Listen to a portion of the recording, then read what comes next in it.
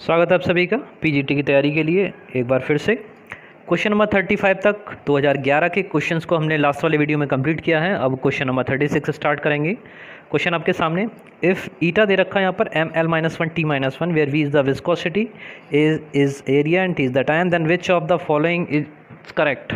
ठीक है, तो जैसे मैं ऑलरेडी आपसे कह चुका हूँ कि सभी फॉर्मूले, तो ये भी फार्मूला के ऊपर डिपेंड है। तो यहाँ पर डायमेंशंस दे रखे हैं, विमाएँ दे रखी हैं ईटा की, और यहाँ पर वी आपका वेग है, ए क्षेत्रफल है, टी समय है। तो उसमें बताना है कि कौन सा समीकरण आपका सही है। तो यहाँ पर अगर देखा जाए तो यहाँ पर डायमेंशंस बिल्कुल सही दे रखे हैं, और इसमें अगर आप फार्मूला लगाते हैं तो जो ईटा का जो फार्मूला डिपेंड करता है, एरिया ए, फोर्स एफ, यानी इस पर से देखिए जो बल होता है, और वेग प्रवणता। ठीक है, तो इसके ऊपर किस तरीके से डिपेंड करता है उसका फार्मूला होता है एफ इक्वल्स टू आपका एफ अपॉन एरिया ए आता है, और यहाँ पर वेग प्रवणता आती है आपका delta we upon delta x. तो यहाँ से हम लोग अगर सॉल्व करें तो यहाँ पे डायमेंशंस हमको यही मिलते हैं, लेकिन इसके केस में ऐसा कुछ भी नहीं दिखाई दे रहा है। जैसे आप देखें तो D V upon D T के लिए बात कर रहे हैं, यहाँ पर D V upon D T से भी कुछ मान इसके बराबर नहीं निकलेगा, और इसमें जो सही आंसर है वो किसी के साथ भी मैच नहीं कर रहा है, तो उपरोक्त में से कोई नहीं, यानी नन ऑफ दीज इसमें आपका सही आंसर होगा। बाकी आप यहाँ कहीं से भी अगर इसकी वैल्यू को कैलकुलेट करना चाहें तो वहाँ से भी कैलकुलेट कर सकते हैं। एरिया जैसे आप देखें तो एल की पावर 2 लगाएंगे, ठीक है ना, डेल्टा वी यानी वेलोसिटी दे रखी है LT-1 है। और रही बात एम के बारे में, तो एम कहीं पर भी कंसीडर नहीं हो रहा है इसमें, ठीक है। तो सबसे बड़ी बात यही है, तो इसमें से कोई भी फॉर्मूला इसको सेटिस्फाई नहीं कर रहा, तो इसमें जो नन ऑफ द अबव में आपका सही आंसर होगा। क्वेश्चन नंबर 37 पे आते हैं, the dimensions of A upon B in the relation P equals to a plus X upon V, where P is the pressure and the x is the distance r। तो यहाँ पर सबसे पहले हमको separately विमाओं का जो समांगता का सिद्धांत है वो लगाना होगा। तो समांगता के सिद्धांत में या होमोजीनियस जो है, ठीक है ना, तो इसमें a अपॉन बी को सेपरेट कर सकते हैं, x अपॉन बी को बराबर कर सकते हैं, यानी P के जो डायमेंशन है a अपॉन बी के इसके बराबर होगा, प्लस x अपॉन बी का इसके बराबर होगा। ये तीनों एक दूसरे के बराबर होंगे डायमेंशंस के लिए।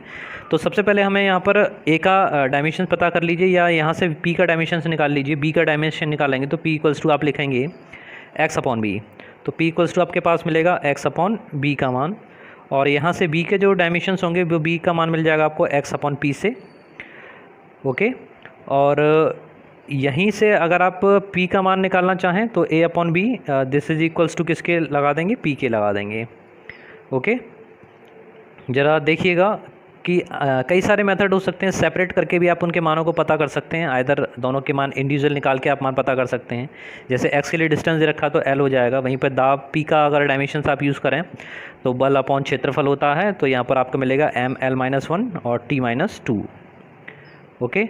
Now you have to place the value of, अरे एक मिनट वेट कीजिएगा, थोड़ा सा गलती हो रही है, क्योंकि हमें सेपरेट ही जब ए अपॉन बी का मान निकल आया तो हमें आगे कंफ्यूज होने की ज़रूरत ही नहीं है। सीधा सीधा ए का जो डायमेंशन है वो उसके बराबर होगा, ठीक है। आगे कहीं भी जाने की आपको आवश्यकता नहीं है। तो पी का डायमेंशन जो देखेंगे तो ये वो आपका ml-1 और t-2 के इक्विवेलेंट होगा। जो सही इंडिकेशन है आपका ml-1 t- जो नंबर ए के द्वारा आपको दिखाया जा रहा है, ठीक है ना। बाकी अगर इसकी वैल्यू अलग दे रखी हो तो आप उसी तरीके से कीजिएगा जैसे हम आपको अभी बता रहे थे। 38 में आते हैं, वेक्टर परपेंडिकुलर टू 4i-3j। इसमें आपको दे रखा है स्थिति सदिश 4i-3j के लंबवत सदिश आपको पता करना है। तो i और j के जो लंबवत होता है वो आपका k दिशा में होता है, यानी z अक्ष के अनुदिश k यूनिट वेक्टर आपको मिलेगा। तो k में जो रिप्रेजेंटेशन है यहाँ पर वो आपका बी ऑप्शन के द्वारा दिखाया गया है, तो उसमें जो आंसर है 38 का वो आपको बी मिलेगा। 39 पर आते हैं, स्थिति सदिश यानी the divergence of the position vector r is. तो स्थिति सदिश वेक्टर r का डाइवर्जेंस आपको निकालना है। तो सबसे पहले r जो स्थिति सदिश है 3 डायमेंशन की बात करेंगे तो xi प्लस yj और साथ में आपका zk, ये आपको मिलेगा। इसी के साथ अगर आपको डेल करके निकालना है, डाइवर्जेंट ऑफ r निकालना है, तो डाइवर्जेंट ऑफ r में डाइवर्जेंट ऑफ r वेक्टर यानी डेल ऑफ r, तो इसमें जो चलते हैं वो इस तरीके से है कि del upon del x i cap, और plus del upon del y j cap, और plus del upon del z k cap, और इसके साथ में सीधा सीधा मल्टीप्लाई आप एक्स आई और जेड वाई जे प्लस जेड के का करेंगे। आई से आई का मल्टीप्लाई करेंगे 1 हो जाएगा, जे से जे का मल्टीप्लाई 1 होगा, के से के का मल्टीप्लाई 1 होगा। बाकी आई का जे के साथ या आई का के साथ इसी तरह से, और अदर्स के जो भी होंगे वो सब 0 के इक्विवेलेंट होंगे। आपके पास बचेगा delta x upon delta y, और delta y upon delta z, और delta z upon delta z. ठीक है, तो सेम इक्वेशन आपको मिल रही हैं, delta x upon delta x. ठीक है, यही कह रहे थे। तो आप डिफ्रेंशिएट कीजिएगा तो 1 1 सब की वैल्यू आपको इतनी ही मिलने वाली है।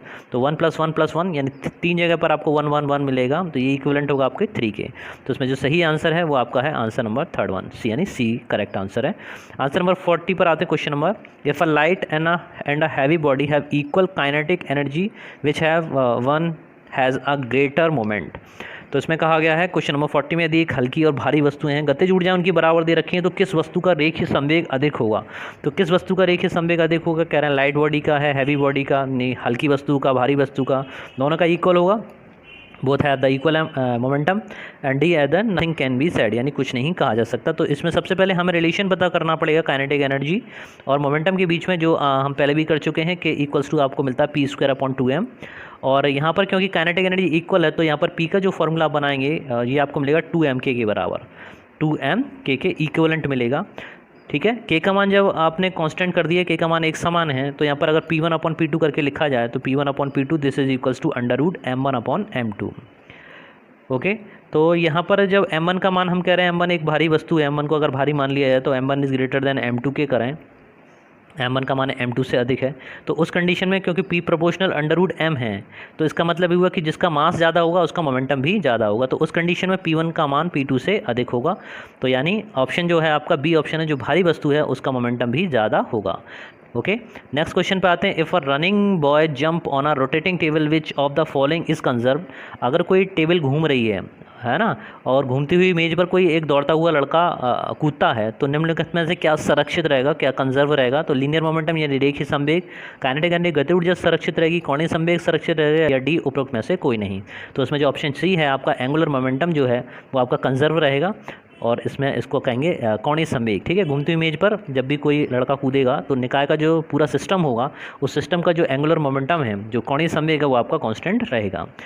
नेक्स्ट क्वेश्चन पे, for a particle moving under central force it's motion will be. तो अगर कोई केंद्रीय बल के अंतर्गत कोई कण घूम रहा है तो उसकी गति कैसी होगी, कह रहे हैं अलोंग द हेलिक्स के अलोंग होगी, इन अ प्लेन किसी तल में होगी, इन स्पेस में होगी, यानी त्रिविमीय स्पेस जो माना जाता है उसमें होगी, या नन ऑफ द अबव। तो इसमें जो सही ऑप्शन है वो कण की गति जो है 3 डायमेंशन मोशन में होगी और स्पेस के अंदर मानी जाएगी। तो इसमें 42 का सही करेक्ट आंसर है सी ऑप्शन आपका सही है। नेक्स्ट क्वेश्चन पे आते हैं 43। Question number 43, if the potential energy of a particle is v equals to 1/2 kx² + y², then the force acting on the particle is.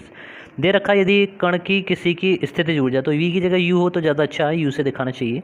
ठीक है, तब उस पर जो लगने वाला बल है वो कितना होगा। तो इसमें जो फोर्स है और जो ऊर्जा है उनके बीच में एक सीधा फार्मूला होता है, F equals to gradient, F equals to negative gradient of u। ठीक है, तो यहाँ से आपको वैल्यू पता चलेगी, या फिर माइनस का ग्रेडियंट आपका, और ये आपको मिलेगा u के बराबर।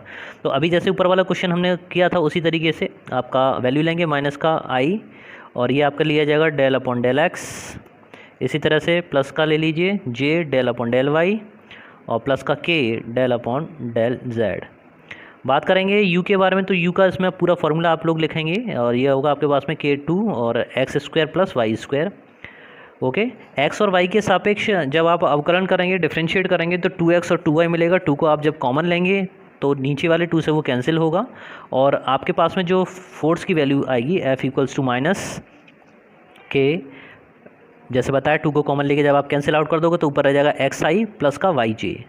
तो ये फैक्टर आपके पास बचेगा, और ये इक्वेशन आपको रिप्रेजेंट कर रही है ऑप्शन डी के लिए, जो आपके पोटेंशियल पार्टिकल पर जो फोर्स काम कर रहा है उसको एक्सप्लेन कर रही है। तो यहाँ पर F equals to -k bracket में xi प्लस yj आपका सही आंसर होगा।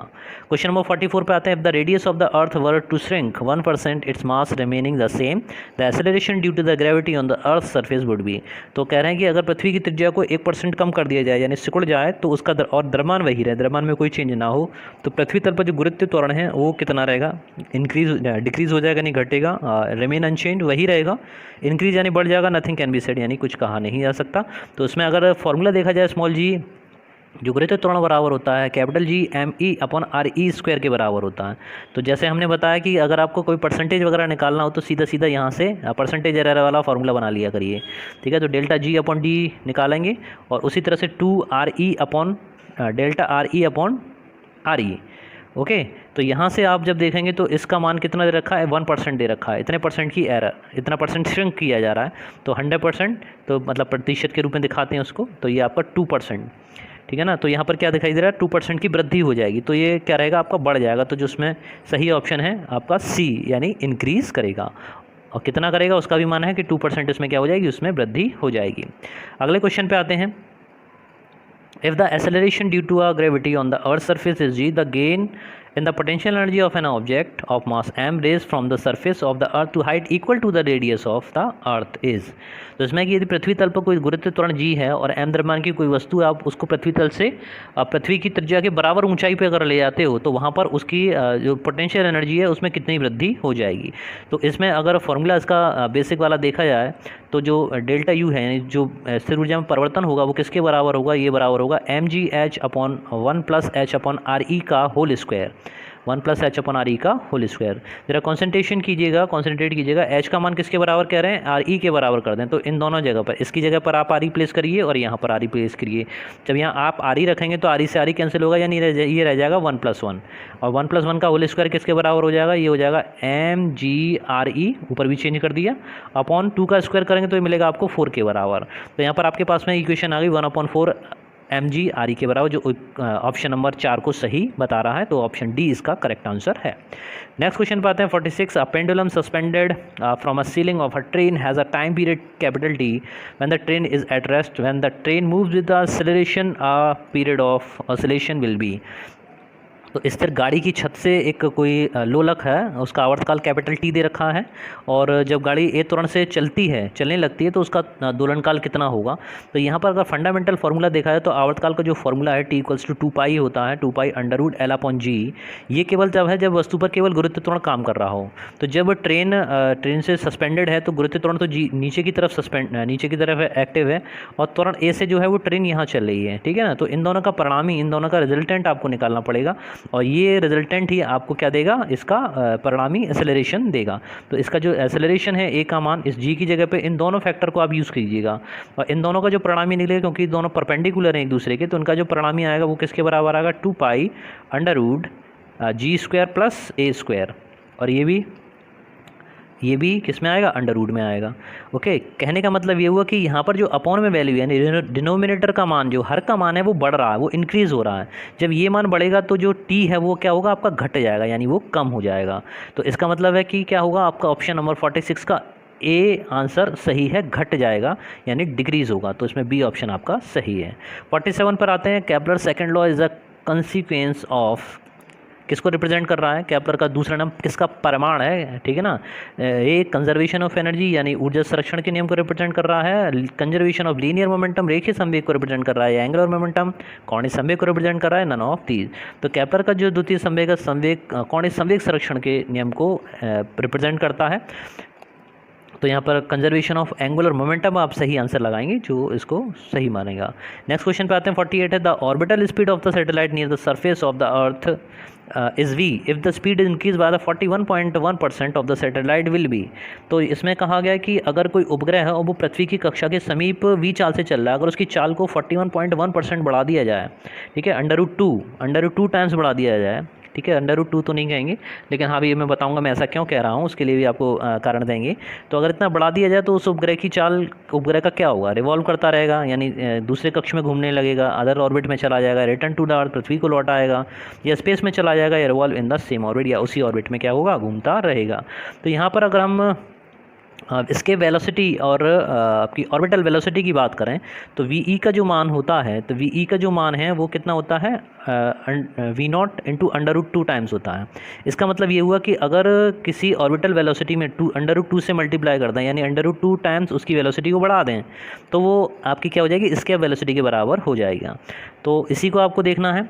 तो अब इतने अंडर रूट 2 टाइम्स गुना करने का मतलब ही आपका किससे है कि 41.1% की इंक्रीजमेंट से मतलब है।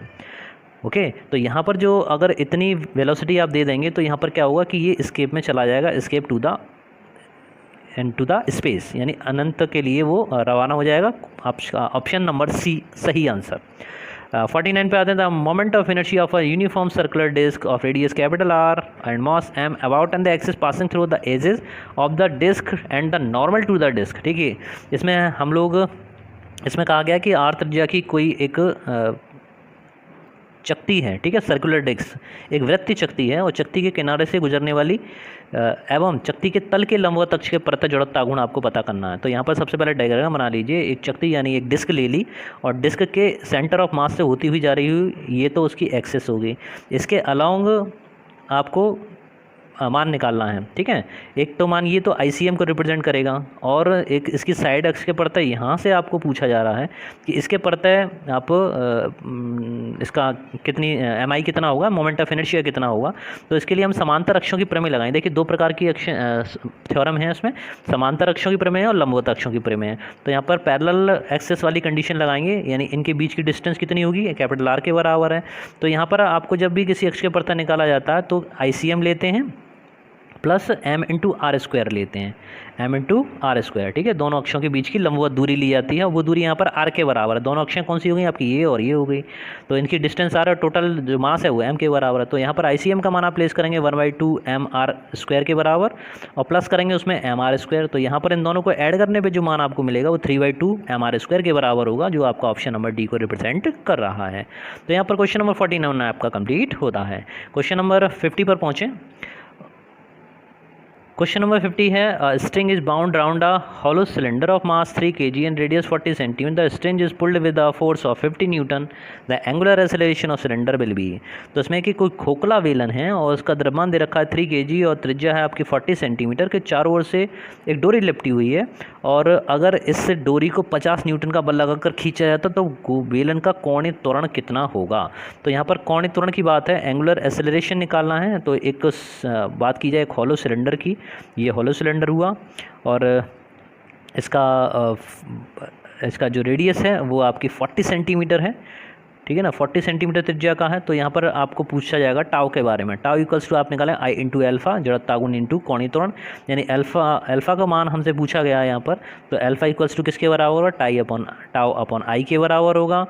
टाउ को आप ब्रेक करेंगे फोर्स इंटू परपेंडिकुलर डिस्टेंस, यानी F इंटू R में ब्रेक कीजिए और उसके बाद में I को आप चेंज कीजिएगा किसमें, मोमेंट ऑफ इनर्शिया दे रखा तो यहाँ पर m इंटू आर स्क्वायर, ठीक है ना। तो m इंटू आर स्क्वायर में आप इसको कंसीडर कीजिए, m इंटू आर स्क्वायर कीजिएगा।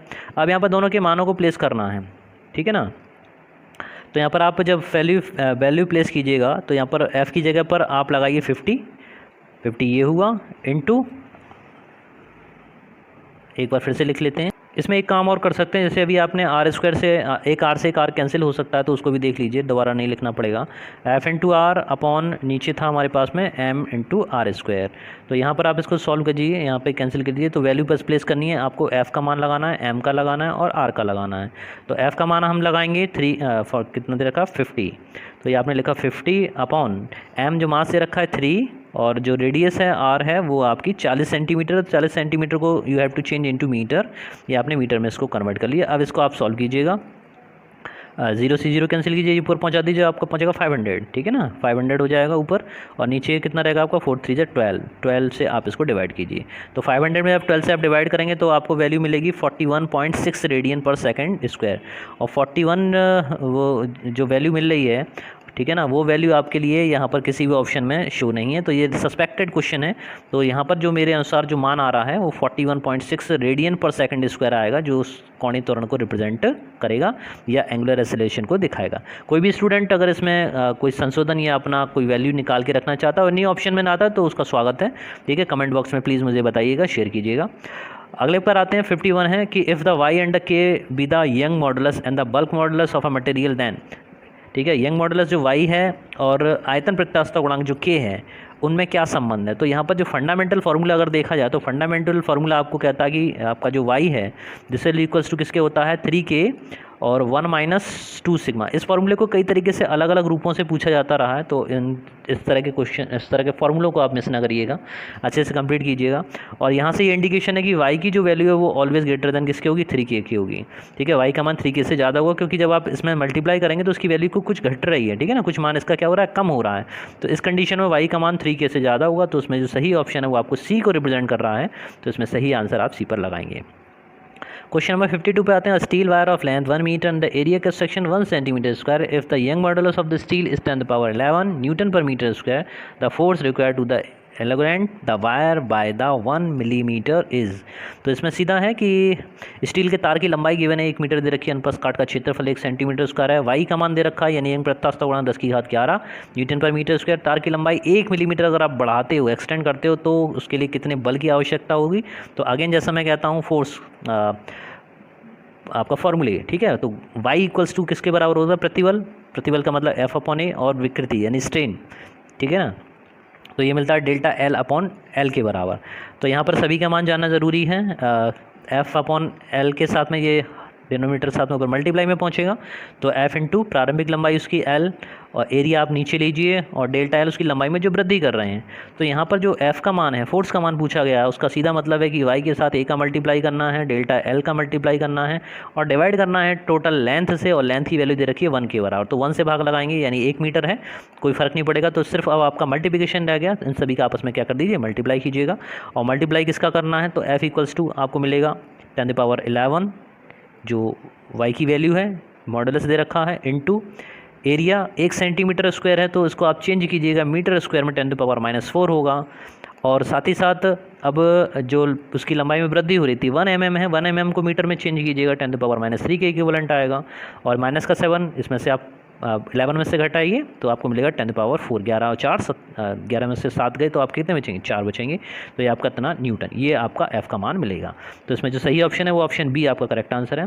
53 पर आते हैं। The depression at the tree of end of the cantilever of length L is delta, the depression at the distance L/4 from the fixed end will be। तो यहाँ पर ये L लंबाई के कैंटिलीवर के मुक्त सिरे से अवनमन डेल्टा पूछ रहा है, स्थिर सिरे से L/, दूरी पर अवनमन कोण कितना होगा। तो यहाँ पर जो फंडामेंटल फार्मूला अगर देखें तो W delta equals to L3/3y into I के बराबर, ठीक है। तो यहाँ पर जो डेल्टा और एल में संबंध है, बाकी सब चीज़ें कॉमन कांस्टेंट कर दी गई हैं, तो सिर्फ इन दोनों में ही रिलेशन पूछा जा रहा है। तो एल की पावर क्यू को ध्यान रखिएगा। तो यहाँ पर जब परिवर्तन करेंगे तो एल की पावर क्यू में आप जब करें तो कितना करना है, L/4 करना है। तो L/4 करने डेल्टा डैश कर लीजिए और एल की जगह पर L/4 करें तो एल की पावर क्यू और 4 का 3 टाइम्स करिए, 4 4 जा 16, 16 4 जा 64। तो यहाँ पर को मिलेगा 64, 64 हो गया। और 64 का जब आप 1 में डिवाइड करेंगे यानी 64 का 1 में भाग लगाइए, तो जो वैल्यू आपको मिलेगी 0.0 आपको मिलेगा। इसमें भी आंसर सस्पेक्टेड है भाई, ठीक है। इसमें जो आंसर आपके पास में आ रहा है 0.05, वेट, इसमें जो आंसर आपके पास में आ रहा है वो आ रहा है delta dash this is equal to 0.015 delta, ठीक है। और इसमें कोई भी आंसर जो है आपका मैच नहीं कर रहा है, तो इसमें थोड़ा प्रॉब्लम हो सकती है। देखिएगा, कोशिश कीजिएगा, किसी और का अगर आंसर आता है तो उसको ज़रूर मुझे कमेंट करके बताइएगा। नेक्स्ट क्वेश्चन पे आते हैं। 54 है। Couple required per unit radian twistage. तो यहाँ पर पूछा है प्रति एकांक ऐंठन के लिए आवश्यक बल आघूर्ण कितना होगा। तो इसमें देखिए कभी कभी प्रिंटिंग में इतनी मिस्टेक हो जाती है कि उनका रूप ही बदल जाता है। तो जैसे ये वाला क्वेश्चन आप लोग देख रहे हैं, couple required per unit radian twistage, ठीक है। इसमें जो फॉर्मूला है वो बलाघूर्ण को हम सी से रिप्रेजेंट करते हैं, ठीक है। और सी का जो रिक्वायर्डेशन है वो उसका फॉर्मूला होता है आपके पास में पाई आता है, पाई ईटा द पावर ईटा आर की पावर 4 अपॉन ये होता है 2L के बराबर, 2L के बराबर होता है, ठीक है। अब ज़रा मैच कीजिए, यहाँ पर कोई भी इक्वेशन पाई दिखाई दे रहा है, नहीं दिखाई दे रहा है। तो m को अगर पाई मान लो, ठीक है, और n जो दे रखा है वो आपका ईटा है, r की पावर 4 है और ये अपन 2L। तो इसमें जो ऑप्शन नंबर ए है वो आपका करेक्ट है। चलिए कोई बात नहीं, इस तरह की मिस्टेक होती रहती हैं। बाकी फार्मूला जो मैंने आपको बताया वो अच्छे से तैयार कर लीजिए। साथ ही साथ इसमें वर्क डन का फार्मूला भी एक बार पूछा गया था, तो उसको भी मैं यहाँ जब जिक्र हुआ है तो स्टार्टिंग में बता ही देते हैं। तो W इक्वल्स टू आपके पास मिलेगा पाई ईटा, इसमें वर्क डन के लिए है r की पावर 4 थीटा स्क्वायर अपॉन में 2L, 2l नहीं 4l, ठीक है। और अगर पूरा पूरा ऐंठन गुणांक के रूप में यानी बलागुण के सी के टर्म्स में अगर पूछा है तो सीधा सीधा 1/2 सी थीटा स्क्वायर, यानी पूरा फैक्टर आपका ये आपका किसका काम करेगा, सी का काम करेगा। देखिए कोशिश करता हूँ मैं बहुत ही जल्दी अच्छे से अच्छे फार्मूलों को आपके लिए कोशिश करके वीडियो बनाने के लिए, ठीक है। चलिए क्वेश्चन नंबर 55 पर आते हैं। और pressure inside the two soap bubble is 1.01 and the 1.03 atmosphere, ratio between their volume is. और ये क्वेश्चन भी सस्पेक्टेड है क्योंकि कई सारे क्वेश्चन इस बार इसमें सस्पेक्टेड देखे गए हैं, तो इनमें से ऑप्शन तो कोई नहीं मैच करेगा, तो नन ऑफ द अबव हमारे पास है, तो उसका हम लोग प्रयोग करेंगे। तो इसमें पहले फार्मूला देखते हैं। तो बात करते हैं P1/P2 के बारे में, प्रेशर के बारे में बात करी गई है, ओके। तो यहाँ पर आप फार्मूला यूज़ करेंगे 40/R1 और 40/R2। साबुन के बुलबुले की जब भी जहाँ भी बात हो वहाँ पर 4 आपको ज़रूर लगाना है, डबल हो जाता है, डबल टाइम्स है, ठीक है ना। द्रव की बूंद की बात हो तो वहाँ पर 2T चलता है, लेकिन साबुन की सोप बबल की बात हो वहाँ पर प्रेशर 40 ही लिया जाएगा, ठीक है, डबल सरफेस ली जाती है। तो 40 से 40 कैंसिल कीजिए और यहाँ पर मिलेगा R2/R1। तो R2/R1 ये रहा। और जो का वॉल्यूम पूछा गया है, ठीक है ना, तो यहाँ पर वॉल्यूम का अगर पता करें तो पहले R2 और R1 की वैल्यू को प्लेस कर दीजिए। 1.03 अपॉन में आएगा 1.01, ओके। अब यहाँ पर रेशो पूछा गया है तो V1/V2, तो यहाँ पर V1/V2 से आप निकालेंगे तो यहाँ पर 4/3 पाई RQ आता है, ठीक है। तो 4/3 तो हटा दीजिए, पाई हटा दीजिए, R1/R2 की पावर होल क्यू। तो होल क्यू में आप क्या करेंगे, यहाँ से इसके मानों को प्ले हटाइएगा क्योंकि यहाँ पर R2/R1 का मान दे रखा है, यहाँ पर R1/R2 का मान चाहिए, तो आपके पास मिलेगा 101, ठीक है। डेसिमल से डेसिमल हटाया और 103 इसका होल क्यू, ये रेशो आपको यहाँ पर मिलेगा। और जो किसी के साथ भी मैच नहीं कर रहा तो यहाँ पर जो सही आंसर है वो आपका नन ऑफ द अबव। तो इस तरह से हमारे 55 क्वेश्चन की श्रृंखला यहीं पर मैं समाप्त करता हूँ और नेक्स्ट वीडियो में नई सीरीज़ के साथ में नए क्वेश्चन के साथ में फिर आपसे मुलाकात होगी। तब तक के लिए जय हिंद, जय भारत, धन्यवाद।